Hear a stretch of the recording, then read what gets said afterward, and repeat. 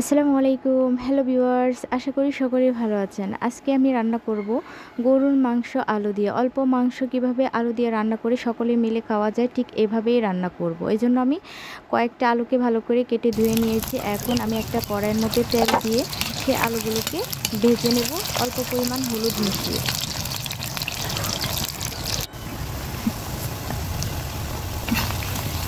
আমি আলুগুলোকে উল্টে পাল্টে ভেজে নেব।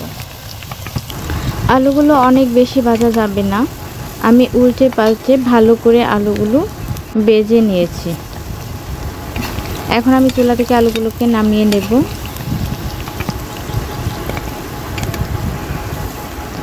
আমি চুলার মধ্যে একটা কড়াই বসিয়ে দিয়েছি, ওখানে তেল দিয়ে পেঁয়াজগুলোকে আমি ভালো করে ভেজে নেব।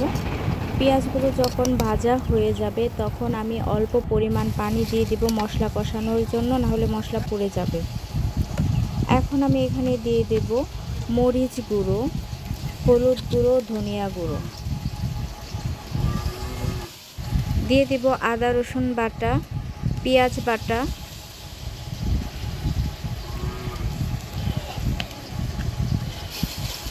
দিয়ে ভালো করে একটু নেড়ে চেড়ে দেব। এখানে আমি জয়ত্রী, জয়ফল, গোলমরিচ, জিরা, এলাচি, দারচিনি, তেজপাতা, লবঙ্গ সব কিছু একত্রে বেজে টেলে একটা মশলা তৈরি করেছিলাম। ওই মশলা থেকে কিছুটা পরিমাণ এখানে আমি ব্যবহার করব। দিয়ে দিব পর্যাপ্ত পরিমাণ লবণ।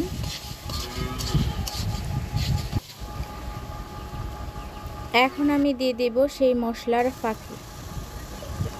এই মশলার ফাঁকিটা ব্যবহার করলে খাবারের টেস্ট অনেক গুণ বেড়ে যায়। দিয়ে এখন ভালো করে মশলাগুলোকে আমি কষিয়ে নেব। মশলা থেকে যখন তেল উপরে ভেসে আসবে তখন বুঝতে হবে মশলা কষানো হয়ে গেছে। আমার মশলা কষানো হয়ে গেছে। এখন আমি দিয়ে দেব কেটে ধুয়ে রাখা মাংসগুলো। আমি অনেক বেশি মাংস এখানে ব্যবহার করিনি, দেখতেই পারতেছেন অনেক কম পরিমাণ মাংস নিয়েছি আমি, তাই আলু দিয়ে রান্না করব। এখন আমি মাংসগুলোকে এই মশলার সাথে মিশিয়ে ভালো করে কষিয়ে নেব। এখানে আমি কোনো প্রকার পানি ব্যবহার করব না, ঢাকনা দিয়ে ঢেকে দেব।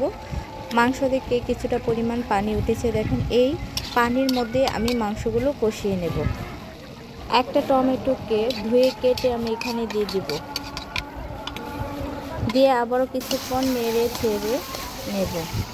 খেয়াল রাখতে হবে নিচে যাতে লেগে না যায়।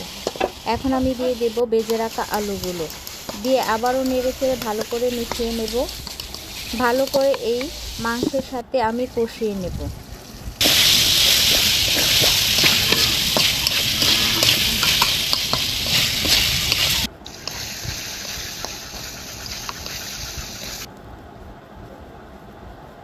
আমার কষানো হয়ে গেছে, এখন পানি দিয়ে দেব পর্যাপ্ত পরিমাণ।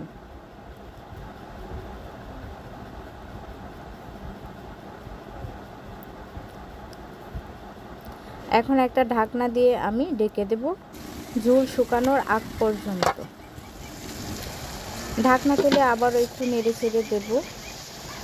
জাল দিয়ে আমি ঝোল শুকিয়ে নেব। আমার ঝোল শুকানো প্রায় হয়ে গেছে। এখন আমি চুলা থেকে নামিয়ে নেব।